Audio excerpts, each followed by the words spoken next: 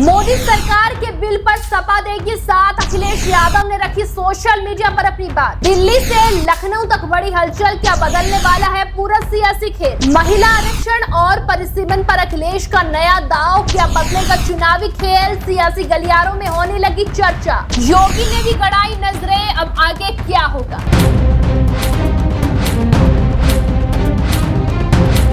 दोस्तों, सियासत में कभी विरोध सबसे बड़ी ताकत बनता है तो कभी समर्थन की एक शर्त पूरी राजनीति का रुख बदल देती है। जो नेता कल तक सरकार को घेर रहा था, अगर वही कुछ शर्तों के साथ समर्थन की बात करे तो राजनीतिक गलियारों में हलचल मचना तय है।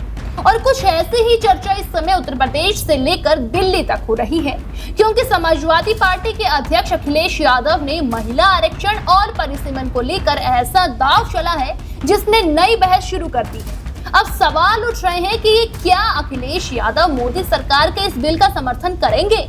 क्या सपा का रुख बदल रहा है या फिर बीजेपी को नए तरीके से घेरने की ये सिर्फ एक रणनीति। आइए समझते हैं विस्तार से। दरअसल अखिलेश यादव ने सोशल मीडिया प्लेटफॉर्म एक्स पर एक पोस्ट करते हुए 3 बड़ी मांगे रखी हैं। पहली मांग ये है कि अगर परिसीमन के बाद लोकसभा की सीटें बढ़ती है तो राज्यसभा और विधान परिषद जैसे उच्च सदनों में भी सीटें बढ़ाई जाएं। दूसरी मांग ये है कि महिला आरक्षण में पीडीए यानी कि पिछड़े वर्ग की महिलाओं और मुस्लिम महिलाओं को भी उचित प्रतिनिधित्व मिले।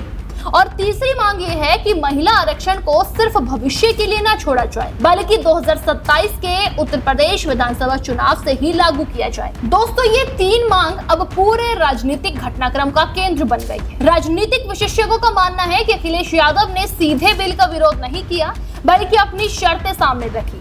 चर्चा ये हो रही है कि अगर इन मांगों पर सरकार कोई सकारात्मक रुख अपनाती है तो संसद में समाजवादी पार्टी का रवैया पहले से अलग हो सकता है। हालांकि अभी तक समाजवादी पार्टी ने ये ऑफिशियल तौर पर नहीं कहा है कि वो बिल का समर्थन करेंगी और इसीलिए फिलहाल राजनीतिक अटकलों के दौर पर ही से देखा जा रहा है। लेकिन सवाल सिर्फ समर्थन या विरोध का नहीं है, इसके पीछे 2027 का चुनावी गणित भी छुपा माना जा रहा है, क्योंकि महिला मतदाता अब उत्तर प्रदेश की राजनीति का सबसे बड़ा फैसला करने वाले वर्गों में शामिल हो चुकी हैं। दरअसल माना जा रहा है कि केंद्र सरकार आगामी मानसून सत्र में महिला आरक्षण और परिसीमन से जुड़े विधेयकों को आगे बढ़ाने की कोशिश कर सकती है। कई रिपोर्टों में ये चर्चा है कि परिसीमन के बाद भविष्य में लोकसभा सीटों की संख्या बढ़ सकती है। हालांकि अंतिम फैसला संसद में विधायी प्रक्रिया और संवैधानिक प्रावधानों के तहत ही होगा।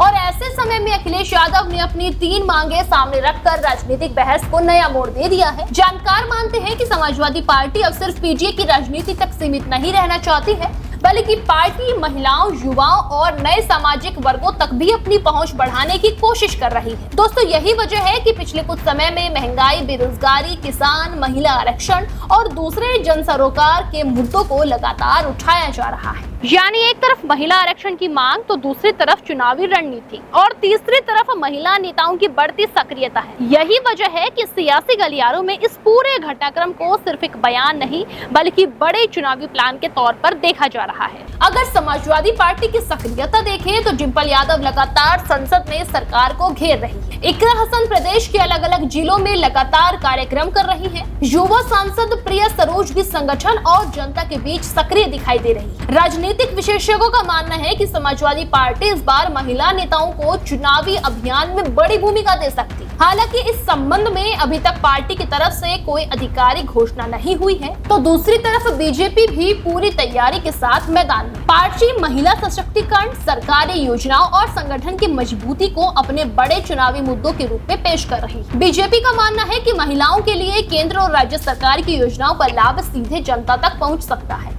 और ऐसे में महिला वोट को लेकर दोनों दलों के बीच मुकाबला और भी दिलचस्प होता दिखाई दे रहा है। अब सबसे बड़ा सवाल यही है कि क्या अखिलेश यादव की ये तीनों मांगे सिर्फ राजनीतिक दबाव बनाने की रणनीति है या फिर संसद में किसी नए समीकरण की शुरुआत है। क्या मोदी सरकार इन मांगों पर विचार करेगी? अगर ऐसा होता है तो क्या संसद में नया राजनीतिक माहौल बनेगा और अगर नहीं होता तो क्या समाजवादी पार्टी से चुनावी मुद्दा बनाएगी? दोस्तों, इन सभी सवालों के जवाब आने वाले मानसून सत्र के और उसके बाद की राजनीति में ही मिलेंगे। फिलहाल इतना जरूर साफ है कि महिला आरक्षण और परिसीमन का मुद्दा अब सिर्फ संसद तक सीमित नहीं रहा है, बल्कि 2027 की उत्तर प्रदेश विधानसभा चुनाव की रणनीति का भी बहुत बड़ा हिस्सा बन चुका है।